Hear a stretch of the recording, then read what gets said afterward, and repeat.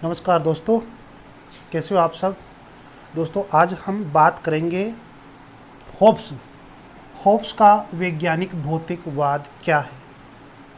Scientific materialism of Hobbes. Hobbes का वैज्ञानिक भौतिकवाद क्या है, उसकी सोच क्या थी, वैज्ञानिक भौतिकवाद के बारे में उसके क्या विचार थे, हम उसके बारे में पढ़ना चाहते हैं। दोस्तों विलियम कैवेंडिश जिसका होब्स गुरु बना था, तो विलियम कैवेंडिश जब अर्ल बना यूरोप के अंदर, तो होब्स को 2-3 बार यूरोप की यात्रा करने का मौका मिला और उसी यूरोप की यात्रा करते समय वह बेकन है, जॉनसन से है, गैलीलियो से है, डेकार्टे से उसे मिलने का मौका मिला। दोस्तों हम बात करते हैं होब्स का वैज्ञानिक भौतिकवाद। ये तो होब्स का वैज्ञानिक भौतिकवाद है दोस्तों, इसमें 2 शब्द है, वैज्ञानिक और दूसरा है भौतिक। दोनों अर्थों को समझेंगे, ठीक है।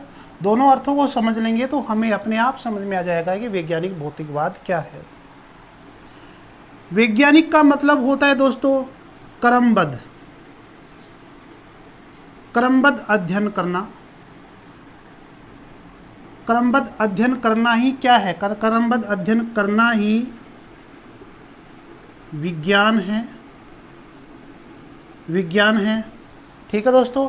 हम ये कह सकते हैं किसी वस्तु का या किसी चीज़ का या किसी भी एक पर्टिकुलर क्षेत्र का हम क्रमबद्ध रूप से अध्ययन करते हैं या उसका हम व्याख्या करते हैं या हम निष्कर्ष निकालते हैं क्रमबद्ध रूप से, अर्थात व्यवस्थित रूप से व्याख्या करते हैं, अध्ययन करते हैं या टीका करते हैं दोस्तों, तो उस चीज़ को हम क्या कहते हैं, वैज्ञानिक। क्या कहेंगे, वैज्ञानिक, ठीक है। अब क्वेश्चन ये है कि होब्स वैज्ञानिक क्यों सोच रहा है, अपने राज दर्शन को वह वैज्ञानिक क्यों बनाना चाहता है, अपने चिंतन को वह वैज्ञानिक क्यों बनाना चाहता है, आखिर वह प्रभावित कहाँ से हुआ। दोस्तों होब्स जो है, होब्स इस वैज्ञानिक शब्द के लिए किसका ऋणी है दोस्तों, डेकार्टे का ऋणी है। डेकार्टे का ऋणी है और डेकार्टे की मुलाकात कहाँ हुई थी, पेरिस में हुई थी होब्स की, ठीक है दोस्तों। पेरिस में उसकी मुलाकात हुई थी। बाकी ये डेकार्टे कहाँ है, डेकार्टे की पेरिस में उसकी मुलाकात होती है जब वो विश्व भ्रमण पर जाता है, यूरोप की यात्रा करता है तब, तो वहीं इससे मुलाकात होती है होब्स की डेकार्टे से। वहीं वह उसके वैज्ञानिक सिद्धांत से प्रभावित हुआ था, कौन, होब्स, ठीक है दोस्तों। अब वैज्ञानिक सिद्धांत क्या है, क्योंकि ये जो डेकार्टे था वह हर चीज़ को परिभाषित करता था एक वैज्ञानिक रूप से, साइंटिफिक रूप से, तो उसका उस पर प्रभाव पड़ा। तो उसने भी अपने राजदर्शन के अंदर, होब्स ने अपने राजदर्शन के अंदर डेकार्टे की विधियों की तरह अपने राजदर्शन को प्रतिपादित करने लगा, अर्थात अपना जो दृष्टिकोण है उसको एक क्रमबद्ध तरीके से वो पेश करने की कोशिश करता है होब्स, ठीक है दोस्तों। अब हमें बात करते हैं कि इस होब्स ने वैज्ञानिक शब्द को लिया डेकार्टे से, ठीक है। अब इस वैज्ञानिक का अर्थ क्या होता है, ये चीज़ तो होती है क्रमबद्ध अध्ययन करना, इसके अलावा होब्स के अकॉर्डिंग देखा जाए कि वैज्ञानिक शब्द का अर्थ क्या है। वैज्ञानिक शब्द का अर्थ क्या है दोस्तों, कार्य कारण का संबंध, कार्य कारण का संबंध। आप ये याद रखना, वैज्ञानिक शब्द के अंदर क्या क्या चीज़ें शामिल होती है। किसी चीज़ को व्यवस्थित करना, व्याख्या करना, ये तो हो ही है ही दोस्तों, लेकिन कार्य कारण का संबंध। 2 नंबर पे हम बात करते हैं कि व्याख्या करना,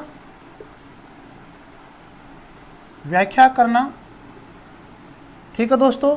निर्णय लेना,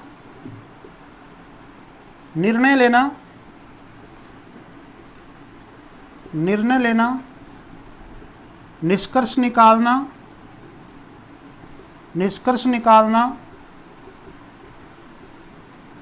मूल्यांकन करना, ये सभी बातें इसी में आती है दोस्तों, मूल्यांकन करना। ठीक है, ये सब कैसे होगी? ये सब होगी दोस्तों व्यवस्थित रूप से। ये व्यवस्थित रूप से होगी, अर्थात हम कह सकते हैं कि क्रमबद्ध तरीके से होगी। क्रमबद्ध तरीके से जब ये चीज़ें व्यवस्थित होगी, हम कोई भी विचार प्रतिपादित कर रहे हैं और उन विचारों को हम व्यवस्थित रूप से क्रमबद्ध रूप से पेश करेंगे तो ही तो वे विचार दूसरे के समझ में आएगा। अर्थात हम जो कहना चाहते हैं उनको एक बिल्कुल साइंटिफिक तरीके से व्यवस्थित रूप से बताने की कोशिश करेंगे तो वो समझ में आता है, और उसी को हमें वैज्ञानिक कहा जाता है। तो दोस्तों, होब्स ने जो अपने विचार दिए राजदर्शन के अंदर, वो कार्य कारण में संबंध बना कर दिया, व्याख्या करके बताया, निर्णय लेकर बताया, निष्कर्ष निकाला, उनका मूल्यांकन करना, ये उसका क्या था? वैज्ञानिक भौतिकवाद था दोस्तों। तो दोस्तों, ये इसका एक तरह से वैज्ञानिक है। भौतिकवाद में अब आपको बताऊंगा। और दूसरे अर्थ में अब वह डेकार्टे से प्रभावित हुआ, और दूसरे अर्थ में हम देखिए दोस्तों, वह बेकन से भी प्रभावित हुआ था। डेकार्टे से उसने वैज्ञानिक शब्द को ग्रहण किया, और वैज्ञानिक शब्द को ग्रहण करने के बाद में उसने ये देखा कि मैं भी अपने विचारों को वैज्ञानिक तरीके से पेश करूं। ठीक है, अब वह उसकी जिज्ञासा ज़्यादा हो गई दोस्तों, तो वह अब वो ये सोच रहा है कि जैसे भौतिक विज्ञान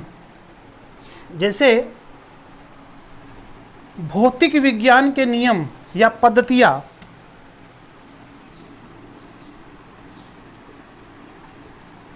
भौतिक विज्ञान के नियम या पद्धतियाँ भौतिक विज्ञान के नियम और पद्धतियाँ जैसे भौतिकी में लागू होती है, उसी प्रकार से ये पद्धतियाँ इसी प्रकार की पद्धतियाँ सामाजिक विज्ञानों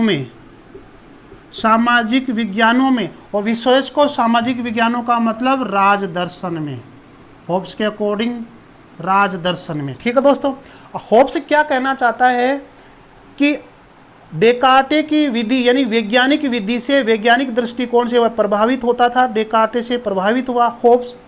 फिर उसके दिमाग में विचार आया कि भौतिकी के जो नियम है, भौतिक विज्ञान के जो नियम है, जो पद्धतियाँ हैं, उनको अपन सामाजिक विज्ञानों में लागू करें, खासकर पॉलिटिकल साइंस में अर्थात राजदर्शन शास्त्र में, राजनीति में लागू करे दोस्तों। तो होब्स अपनी वैज्ञानिकता के कारण या हम ये कह सकते हैं कि साइंटिफिक सोच के कारण, होब्स अपनी वैज्ञानिक सोच के कारण भौतिक विज्ञानों के नियम और पद्धतियों को कहाँ लागू करना चाह रहा है? सामाजिक विज्ञानों में, विशेषकर राजदर्शन के अंदर। अब वो कहता है कि जिस प्रकार से भौतिक विज्ञानों के नियम और पद्धति के द्वारा भौतिक विज्ञान के अंदर निष्कर्ष निकाला जाता है, उसकी व्याख्या की जाती है, उसको समझा जाता है, ठीक उसी प्रकार से ऐसे नियमों को यहाँ लागू करने के बाद राजदर्शन के अंदर, इस राजदर्शन के अंदर क्या किया जाएगा दोस्तों? व्याख्या की जाएगी, व्याख्या करेंगे, निष्कर्ष निकाला जाएगा, मूल्यांकन किया जाएगा और प्रयोग किया जाएगा दोस्तों। मूल्यांकन किया जाएगा, प्रयोग किया जाएगा। और ध्यान दो कि कोई किसी चीज़ को समझाने की कोशिश की जाएगी तो उस पॉइंट को हम क्या करेंगे? सरल से कठिन की ओर लेके जाएंगे, अंश से पूर्ण की ओर लेके जाएंगे। कहने का मतलब है कि राजदर्शन जिस प्रकार से भौतिक विज्ञान में छोटी से छोटी चीज़ों को उसके नियम और पद्धतियों के द्वारा अच्छी तरह से समझाया जाता है, उसी प्रकार से भौतिक विज्ञानों के नियम और पद्धतियाँ सामाजिक विज्ञानों में प्रयोग होनी चाहिए, और विशेषकर राजदर्शन के अंदर। वो कहता है कि राजदर्शन के अंदर इन नियमों का प्रयोग किया जाएगा तो क्या होगा? क्योंकि हम राजनीति को अच्छी तरह से समझ पाएंगे। राजनीति भी क्या है? एक तरह से वैज्ञानिक है। यदि वैज्ञानिक तरीके से राजदर्शन को सोचा जाएगा और चलाया जाएगा तो यह अच्छा रूप ही प्रदान करेगा दोस्तों। तो वो कहता है कि इस राजदर्शन को भी अच्छी तरह से व्याख्या कर सकेंगे, हम समझ पाएंगे, इसका निष्कर्ष निकालेंगे कि ये है क्या, मूल्यांकन कर पाएंगे कि कौन सा राजदर्शन सही है या कौन सा राजदर्शन गलत है, कौन सी सरकार अच्छी है, कौन सी सरकार नहीं है दोस्तों, प्रयोग कर पाएंगे। ठीक है, और सरल से कठिन हम समझेंगे कि कौन सी चीज़ सरल होनी चाहिए, कौन सी कठिन होनी चाहिए, मतलब कौन सी चीज़ राजदर्शन में पहले आनी चाहिए, उसको पहले करना चाहिए और उसके बाद में उसको बाद में करना चाहिए, अंश से पूर्ण। तो इस तरह के वह बताता है कि इस वैज्ञानिक भौतिकवाद के अंदर राजदर्शन को भी इसके माध्यम से इस प्रकार के नियम बनाकर जो है राजदर्शन को समझा जा सकता है दोस्तों। अब वैज्ञानिक भौतिकवाद के अंदर में और अर्थ देखते हैं। वैज्ञानिक भौतिकवाद, ये तो आप समझ गए होंगे कि उसने भौतिकी के नियमों को, भौतिकी के पद्धतियों को, नियमों को उसने अपने राजदर्शन में शुरू किया। ठीक है, अब ध्यान दें, मैं बार बार कह रहा हूं दोस्तों कि वैज्ञानिक उसका वैज्ञानिक दृष्टिकोण क्या है। तो उसने क्रमबद्ध अध्ययन किया, किसी ने किसी चीज़ का क्रमबद्ध अध्ययन किया। तो अब मैं वो चीज़ बताने जा रहा हूँ जो कंपटीशन के हिसाब से आपके लिए बहुत उपयोगी है दोस्तों। वो क्या है? उसने वैज्ञानिक, और वैज्ञानिक का अर्थ आप समझ गए होंगे दोस्तों, क्रमबद्ध या व्यवस्थित अध्ययन करना या अपनी बातों को बताना वैज्ञानिक दृष्टिकोण है। और होब्स अपनी बातों को डेकार्टे से प्रभावित होकर क्रमबद्ध तरीके से बताने की कोशिश की है, इसीलिए होब्स क्या है? वैज्ञानिक है। ठीक है, अब उसने क्रमबद्ध और व्यवस्थीकरण क्या किया दोस्तों? उसने, देखिए, अब उसने सबसे पहले कोई विचार प्रस्तुत करता है दोस्तों, वो करता है मानव के स्वभाव संबंधी विचार। ठीक है दोस्तों, मानव के स्वभाव संबंधी विचार। और उसके बाद में वो बात करता है प्राकृतिक कानून के बारे में बात करता है, और बाद में करता है प्राकृतिक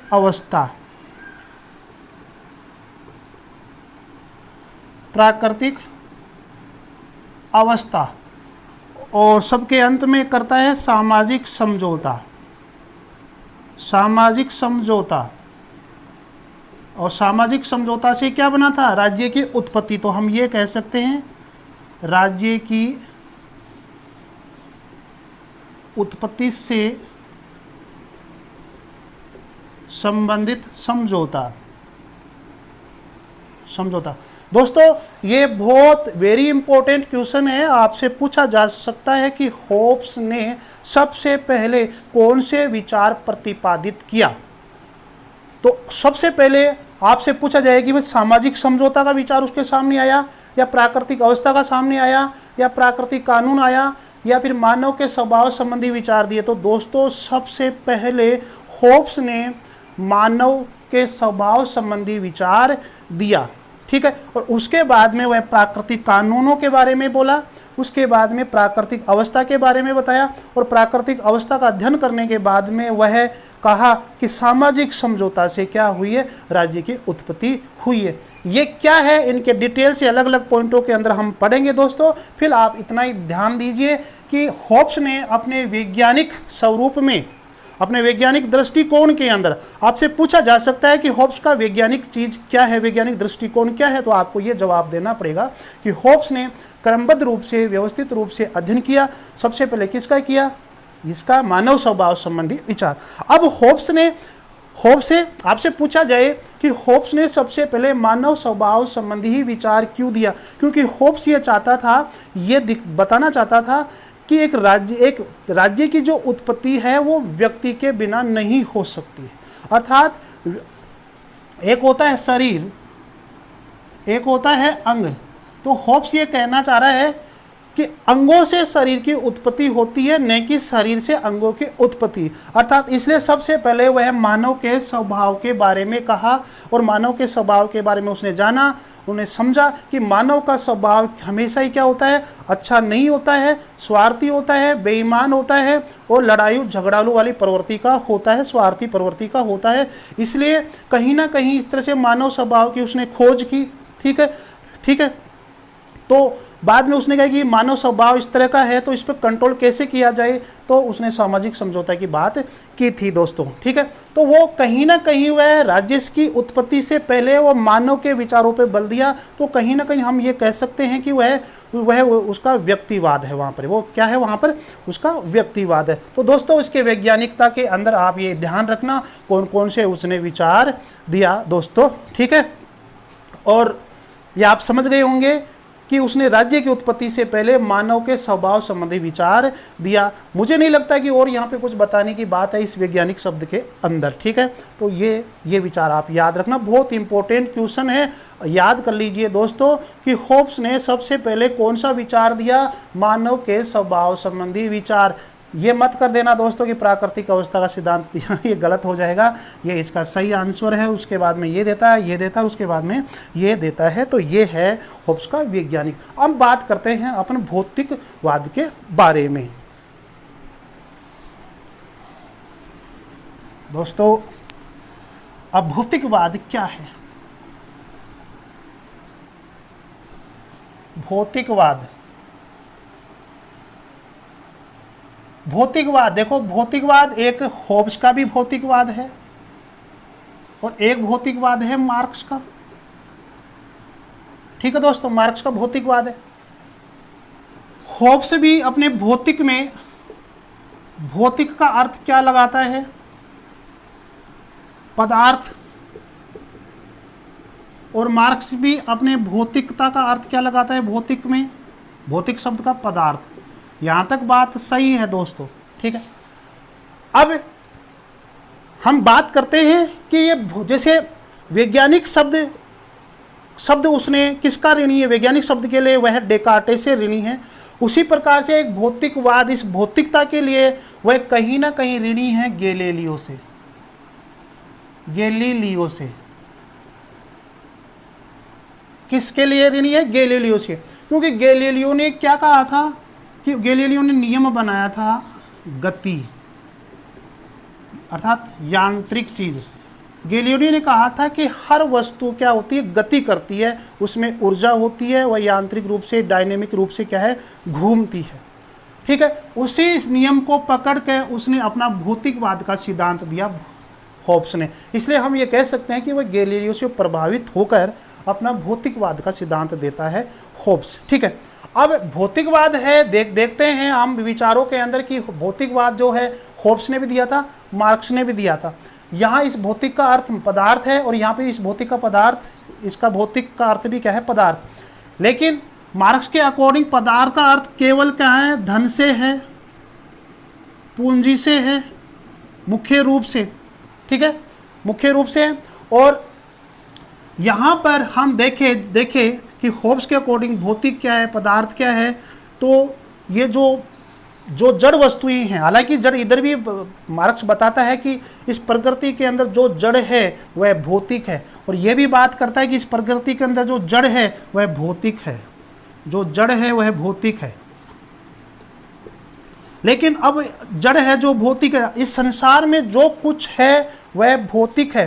तो हम ये कह सकते हैं कि यहाँ गैलीलियो से प्रभावित होकर होब्स अपने भौतिकवाद में क्या समझाने की कोशिश करता है, वह यह समझाने की कोशिश करता है कि पूरा संसार है वो पदार्थ से बना है। किससे बना है दोस्तों, पदार्थ से बना हुआ है, और हर पदार्थ क्या है, गति करता है। हर पदार्थ क्या करता है, गति करता है। हर पदार्थ गति करता है यांत्रिक रूप से, यांत्रिक रूप से। जैसे दोस्तों एक मोटर होती है और मोटर के अंदर जैसे बिजली जाती है तो मोटर घूमती रहती है, उसमें ऊर्जा उत्पन्न हो जाती है। उसी प्रकार से इस संसार में प्रत्येक वस्तु जो होती है, प्रत्येक पदार्थ जो होता है, वो अपनी आवश्यकता के लिए गति करता है। ठीक है, और गति करता है तो ये कहाँ से प्रभावित होता है, गैलीलियो से प्रभावित होकर अपना भौतिकवाद का सिद्धांत देता है। तो हर वस्तु, अब ध्यान दो, उसने अपने वैज्ञानिकता में कहा था, वैज्ञानिकता का जब सिद्धांत दिया उसने कहा था कि कार्य कारण का संबंध, कार्य कारण का संबंध। ठीक है, अब इस कार्य कारण का संबंध क्या है दोस्तों, इस कार्य कारण का संबंध ये है कि प्रकृति के अंदर जो पदार्थ है, जैसे ये पदार्थ है, ये है, ये है, ये है, ये है, ये है, ठीक है दोस्तों। अब ये पदार्थ क्या है, गति करते हैं, हर पदार्थ गति करता है होब्स के अकॉर्डिंग, गैलीलियो के अकॉर्डिंग, ठीक है दोस्तों। तो ये गति करता है, तो लेकिन गति ये ऐसा नहीं कर सकता है कि खुद ही खुद गति करता है या इसमें यह घूमता है दोस्तों, अपनी आवश्यकताओं की पूर्ति करने के लिए अपने आप घूमता है, नहीं दोस्तों। गैलीलियो ने क्या कहा था कि इस संसार के अंदर, इस जड़ पदार्थ के अंदर, इस जड़ प्रकृति के अंदर हर वस्तु क्या होती है, स्वतंत्र नहीं होती है,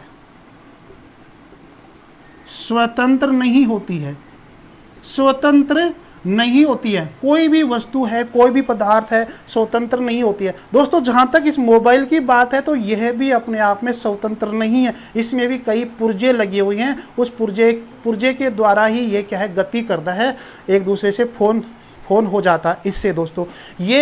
ये पेन है, तो पेन अपने आप में स्वतंत्र नहीं है, ये अलग बना हुआ है, इसमें स्याही अलग है, ये चीज़ अलग है, ये चीज़ ये अलग है। एक डैमेज हो जाती है तो पेन काम नहीं करता है दोस्तों। वैसे हमारा शरीर है तो हम स्वतंत्र नहीं है, हम अपने यकृत अंगों इनके ऊपर क्या है, निर्भर होता है। तो आप समझ गए होंगे कि इस संसार में कोई भी पदार्थ, कोई भी वस्तु अपने आप में स्वतंत्र नहीं होती है, वह किसी न किसी रूप से एक दूसरे से क्या है, समन्वय बनी रखती है, एक दूसरे पे आश्रित रहती है। तो जब एक चीज़ खराब होती है तो दूसरे भी खराब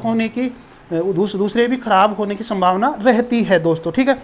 अब जब एक चीज़ में कोई गति होती है तो दूसरे में भी गति होती है। जब एक चीज़ में गति हो रही है तो दूसरा जो पदार्थ है, दूसरे पदार्थ की गति होती है, अर्थात इनमें दोनों में संबंध होता है, तो उस गति के संबंध से दूसरा पदार्थ क्या है, चलायमान होता है, ठीक है। तो इस पदार्थ में ज़्यादा गति की संभावना होती है, तो जो पदार्थ घूम रहा है उसके कारण से वह पदार्थ भी क्या है, ज़्यादा घूमता है दोस्तों।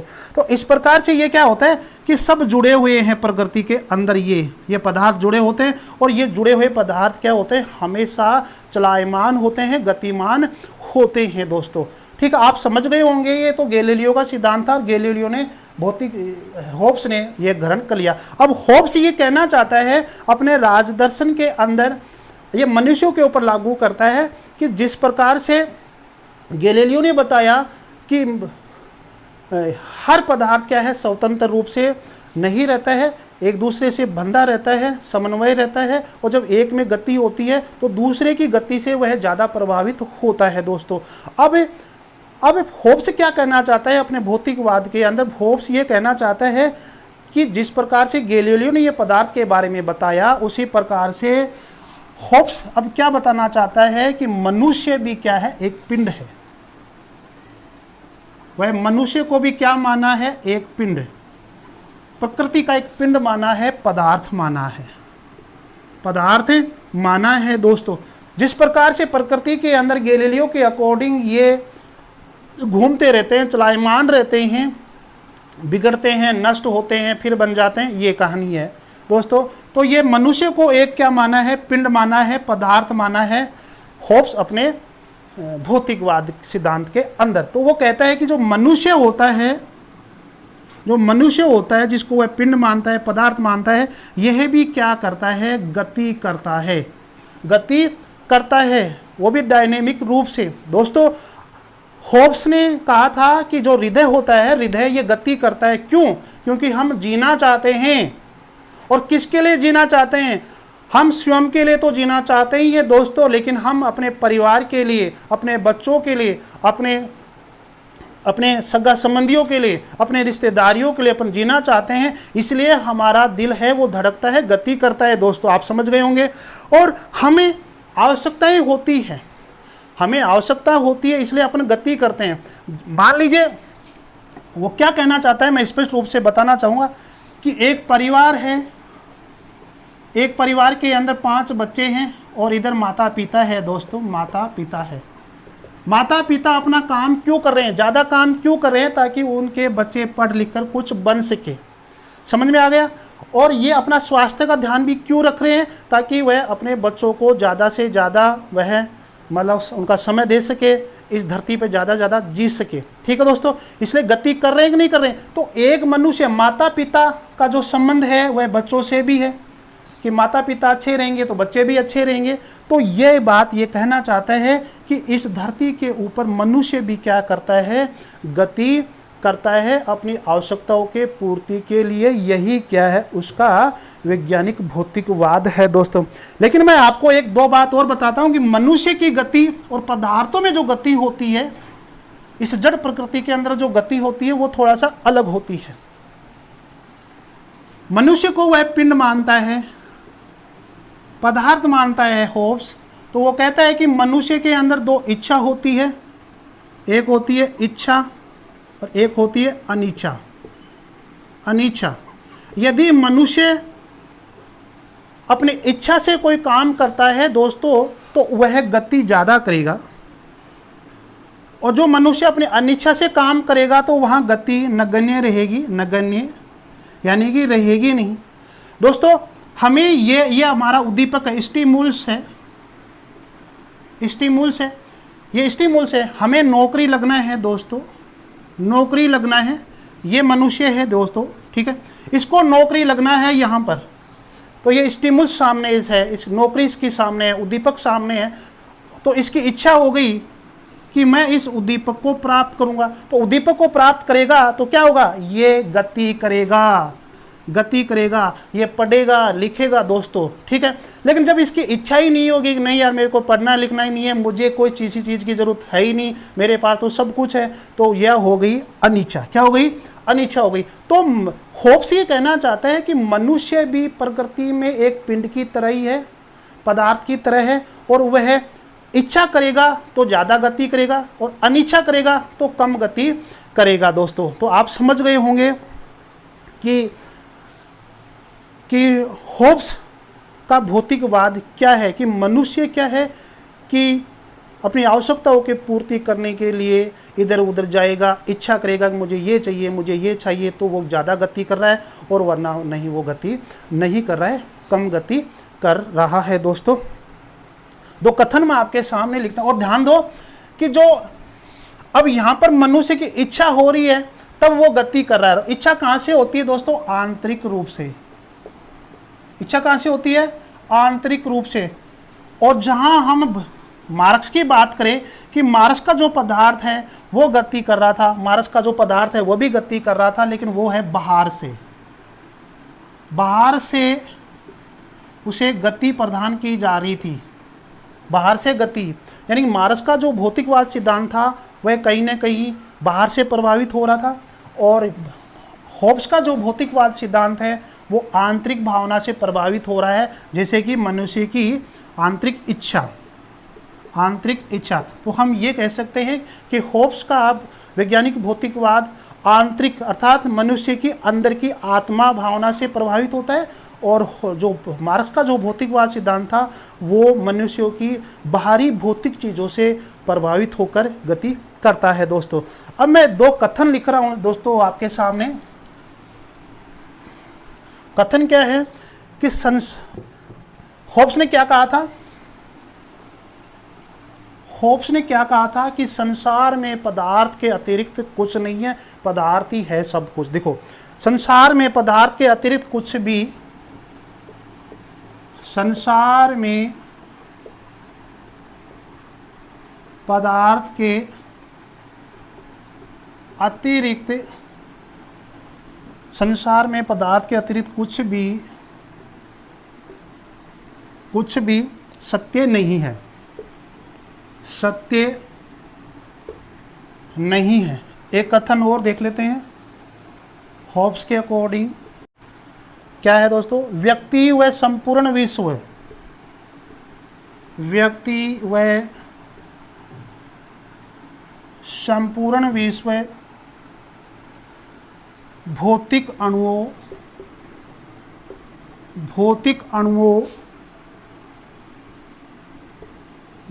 अणुओं के समुच्चय से निर्मित है।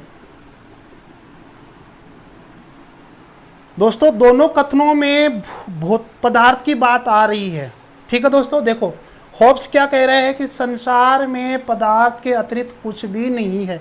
इस पंक्ति का आशय ये हो गया कि जो होब्स है वह जड़ वस्तु को, जो प्रकृति में जो जड़ वस्तु है उसको वह पदार्थ मानता है और मनुष्य उससे अलग नहीं है, इसलिए मनुष्य भी क्या हो गया, एक पदार्थ हो गया जिसको वह पिंड कहता है। पिंड कहता है जिस प्रकार से भौतिक वस्तुओं के अंदर गति होती है गैलीलियो के अकॉर्डिंग, उसी प्रकार से होब्स ये कहता है कि जड़ वस्तुओं के अंदर गति होती है लेकिन मनुष्य के अंदर भी क्या होती है, गति होती है दोस्तों। ठीक है, वह अपनी आवश्यकताओं की पूरी करता है। क्यों कि वह गति करता है, ठीक है, क्योंकि वो अपने बाल बच्चों से प्रभावित होता है, अपने माता पिताओं से प्रभावित होता है, इसलिए मनुष्य हमेशा गति करता है।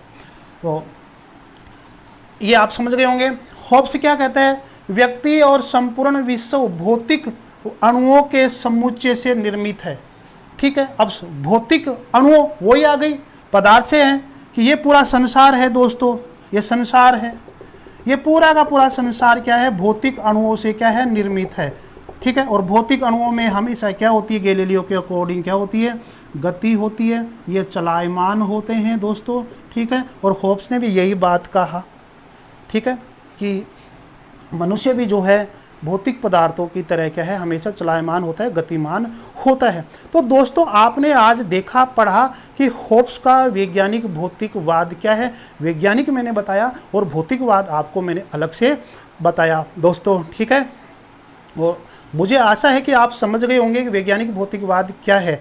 और होब्स मुख्य रूप से अपना वैज्ञानिक भौतिकवाद सिद्धांत जो बता रहा है ना, वो राजदर्शन के तरीके से बता रहा है, पॉलिटिकल साइंस की ओर से बताना चाह रहा है कि राज्य किस प्रकार से बढ़िया चल सके। वो कहता है कि राज्य जो है एक वैज्ञानिक भौतिकवाद के सिद्धांतों से वह राजदर्शन को चलाना चाहता है, अपने राज्य को चलाना चाहता है, सरकार को चलाना चाह रहा है। जिस प्रकार से एक वैज्ञानिक रूप से क्रमबद्ध तरीके से को सुव्यवस्थित तरीके से किसी चीज़ को हम समझ सकते हैं, समझा सकते हैं, उसी प्रकार से राज्य को बनाया जाए और फिर राज्य की सरकार राज्य के ऊपर वैज्ञानिक तरीके से शासन करे, उसका वैज्ञानिक भौतिकवाद ये है दोस्तों। धन्यवाद दोस्तों, जहाँ रहो मस्त रहो। वीडियो को लाइक शेयर सब्सक्राइब करना तो अपना फर्ज बनता है। धन्यवाद।